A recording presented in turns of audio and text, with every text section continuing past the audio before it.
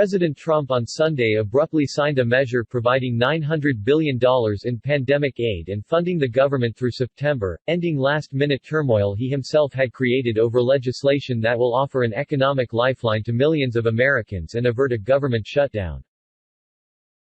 The signing was a sudden reversal for the president, who last week appeared poised to derail the bill. But it arrived after two critical unemployment programs lapsed, guaranteeing a delay in benefits for millions of unemployed Americans.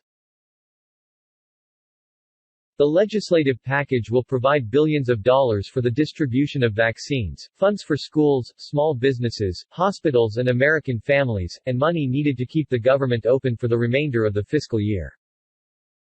The enactment came less than 48 hours before the government would have shut down and just days before an eviction moratorium and other critical pandemic relief provisions were set to expire. The crisis was of the president's own making. About 24 hours after Congress overwhelmingly approved the measure, Mr.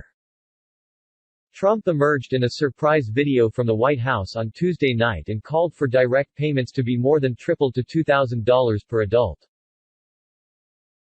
Over the holiday weekend spent at his Florida estate and golf club, Mr. Trump appeared to double down on his reluctance to sign the legislation, calling for $2,000 direct payments and for Congress to curtail some of the government spending.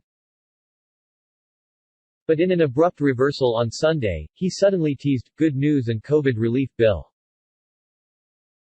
Information to follow. The most pressing issue prompted by the president's delay was the fate of unemployment benefits. Mr. Trump's decision to wait multiple days before signing the bill means that two unemployment programs intended to expand and extend federal unemployment benefits lapsed, that guidance for states waiting to reprogram systems and account for the new law was delayed, and that millions of unemployed Americans were left not knowing whether federal relief would come. Lawmakers in both parties spent the weekend urging Mr. Trump to sign the bill and reverse course, with a bipartisan group of lawmakers who had helped break a months-long logjam in Congress over stimulus aid urging either an immediate signature or a veto in order to allow those in favor to act before it is too late. "I understand he wants to be remembered for advocating for big checks," Senator Patrick J.